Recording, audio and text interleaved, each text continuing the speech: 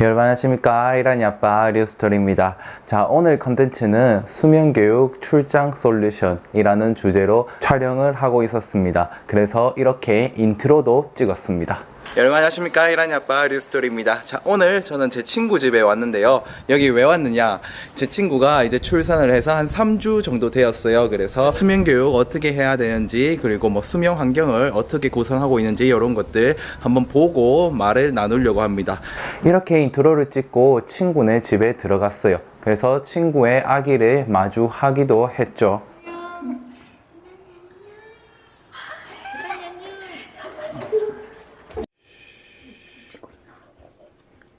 소유라. 아빠 채널에 아빠들이니까 보여주면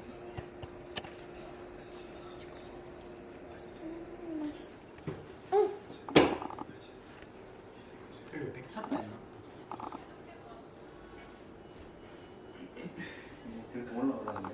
네. 아, 밖에 나가서 뛰고 볼 수도 없고. 진짜. 저녁에 우리가 먹은 거 놀라고 다음날 와서 아니, 무슨 뭐 레이저 무슨 레이저 빨간색 뭐 이런 거. 저기서 하지만 친구의 아기를 이렇게 마주하고 나니까 차마 수면교육에 대해서 얘기를 해줄 수가 없었어요. 그 이유에 대해서는 조금 이따가 설명을 해드리고요. 지금은 한 달 정도 되었을 때 수면교육을 정말 처음 시작할 때 저희가 어떤 것을 해주었는지 먼저 말씀을 해드리도록 하겠습니다. 여러분들에게 말씀을 드릴 것은요, 3가지만 지키면 된다입니다. 먼저 첫 번째로는 아이가 울면 5분 정도만 기다려 주시기 바랍니다. 아이에게 바로 달려가서 반응을 하거나 아니면 바로 달래주거나 안아주거나 수유하거나 이런 행위를 하시기보다는 아이에게 다가가서 아이의 주변 상황이 안전한 것을 먼저 확인을 하신다면 5분 정도 아이의 울음을 기다려 주시기 바랍니다. 이것이 아이가 잠을 자면서 잠꼬대를 하는 경우일 수도 있고 수면 패턴에 의해서 살짝 깬 상태일 수도 있기 때문에 아이를 5분 정도만 기다려 주시면, 잠꼬대를 하는 경우라면 당연히 다시 자겠죠. 그리고 아이의 수면 패턴이 약간 깬 상태로 올라온 상태라면 아이가 스스로 잠드는 법을 다시 배워서 그 수면 패턴들을 잇는 방법을 배우는 과정이기 때문에 5분 정도 기다려서 스스로 배울 수 있도록 도와주시기 바랍니다. 이렇게 스스로 안정할 수 있는 방법을 5분 동안 가르쳐 주실 수 있는 좋은 기회이기 때문에 이 시기에는 5분 정도 기다렸다가 아이한테 반응하는 연습을 부모님도 그리고 아이도 같이 연습을 하시기 바랍니다. 그리고 두 번째로는 수유나 안아주기는 마지막 수단으로 사용을 하시기 바랍니다.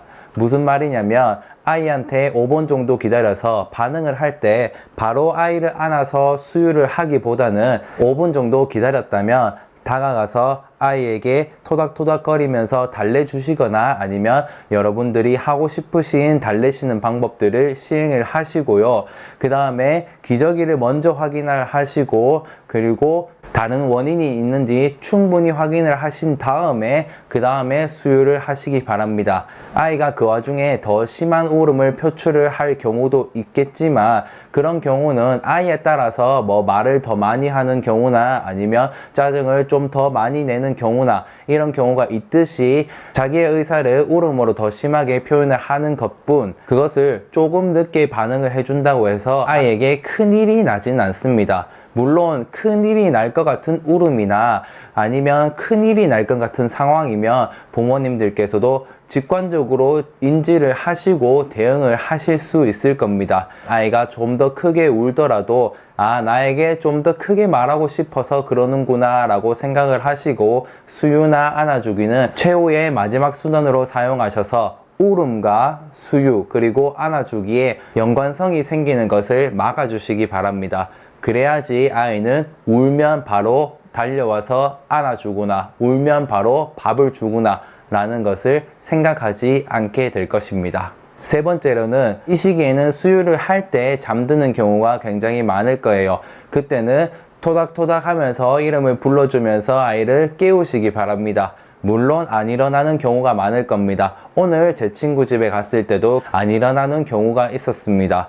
요런 안 일어나는 경우에도 끝까지 한번 깨워 주시고요. 그래도 안 일어나면 트름을 한번 시키시고, 트름을 하지 않는 경우가 많을 거예요. 왜냐면 아이가 잠들었으니까. 잠들었을 때는 트름을 잘 하지 않거든요.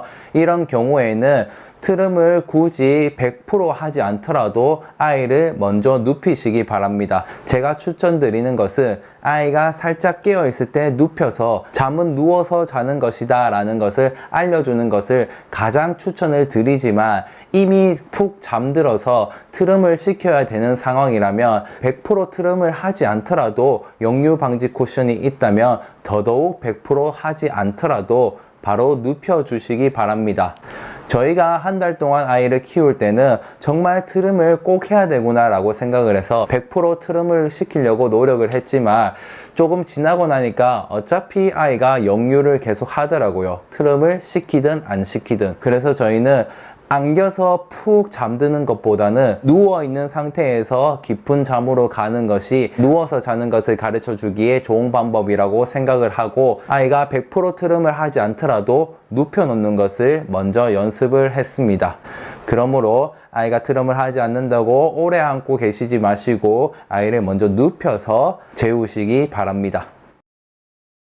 지금까지 말씀드린 것은요, 제가 아이를 키우면서 느낀 점이고, 한 달쯤 되었을 때 수면 교육을 제가 어떤 방식으로 해서 이렇게 이란이가 잘 잔다 라는 것을 여러분들에게 말씀을 드리는 것이고, 딱 한 명, 이란이 딱 한 명을 가지고 시행을 했고, 그리고 성공을 한 케이스입니다.